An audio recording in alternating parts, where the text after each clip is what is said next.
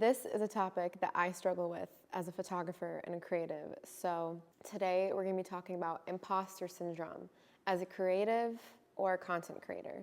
Unpopular opinion, but I actually think that anyone can pick up a camera and be an okay or pretty average photographer, videographer, creative, but what takes you from okay to good to great to master is feeling like a beginner again. When you first start something new, you know you're gonna be bad at it, and you go into that knowing you're gonna be bad, so it doesn't stop you. Once you get to a certain level, there's pressure. There's pressure now because now you feel like you have to perform. You feel like there's no room for error. You feel like you can't mess up, but it's not true. When you first pick up a camera, when you first pick up a new hobby, you don't care. You don't care that you're a beginner or that you look silly doing it. As soon as you get to like a base level or mid-level, you feel like you can't put something out there that isn't where you want it to be or isn't up to your standards because you're not there yet. When there's pressure or when you feel imposter syndrome, that fear will stop you from trying the new skill. You need to stop letting the fear of trying something new stop you from doing it. I know I personally fall victim to this. So I'm a photographer.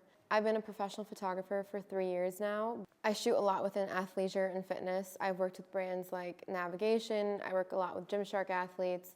I've worked with Anaka Power. There are a lot of I work with a lot of e-commerce brands, not a lot of brick and mortar brands. Stepping outside of my creative comfort zone is so intimidating to me because I know what I know creatively and I know I'm good at it, but if I want to try something new, I'm intimidated or I'm fearful or I don't do it or I procrastinate because I feel like it's going to be work that I'm not proud of. But when I think back to when I first picked up a camera, I knew I was going to be bad. I knew I had to learn. I knew I had to do it in order to learn and grow to be a better creative. For me right now, it's mastering the studio. I'm comfortable with 1, 2, and 3 light setups, but in the studio, you literally can do, there's just so much you can do in a studio, and it's so intimidating.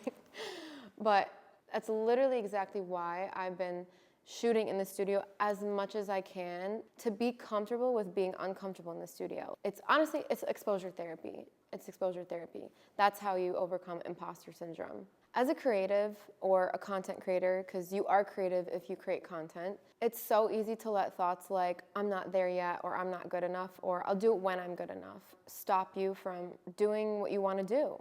Habibi, habibti, you won't be good enough if you don't try. So that's why you have to feel like a beginner again. You will never be good enough if you don't do it. The only way to get where you want to be and become who you want to be is to literally be it. I know what I want my work to look like. I know what type of photographer I want to be. I'm not there yet. And I don't think I'll ever be there because as soon as I get there, I'm going to be chasing the next thing. And I think everyone thinks like that. They think like, oh, when I get here, I'll be satisfied. And then they're not. They never take any reflection or appreciation for what got them from A to B, and now they're chasing C, D, A, B, C, D, E, F. You know what I mean? But it's through the mistakes, trial, error, growth. Like, I won't grow if I don't make the mistakes in the studio, if I don't make the mistakes while I'm shooting. I'll never be the photographer that I want to be if I don't try. I'll never be the photographer that I want to be if I continue letting imposter syndrome thoughts hold me back. Oh my God, I thought it wasn't recording this whole time. Like, I'd rather mess up with my own projects than with a client. So I've been trying to reinvest back in my business and back into myself. This is so important as a creative. It's your work. Like, being a creative, it's your work.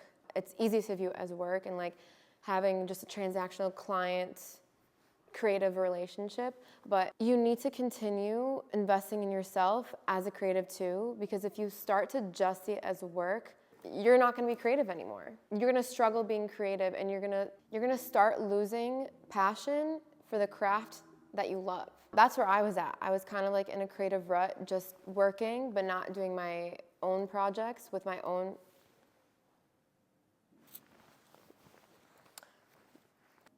I was just working a lot with clients and really trying to focus on like getting a steady client base, but I stopped doing my own projects. I stopped doing things for fun as a creative, and then I started kind of to resent my work, and I'm like, I didn't quit my job to feel like this again. I used to work a corporate job, and I graduated in business, in supply chain.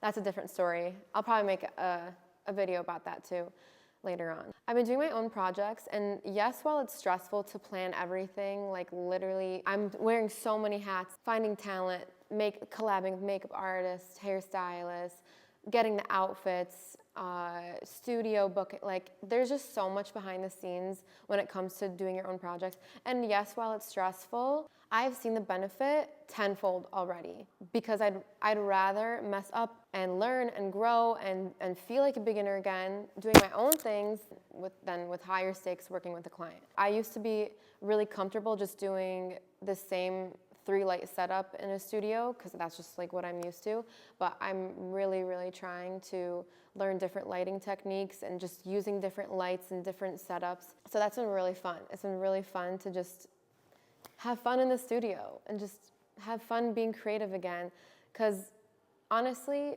whether you're a photographer, videographer, content creator, or just a normal person, being creative is the best feeling in the world, because you're creating art, you're creating something. It feels so good to create something. Like when you have a vision and you make it tangible, it just feels like it's like a reward.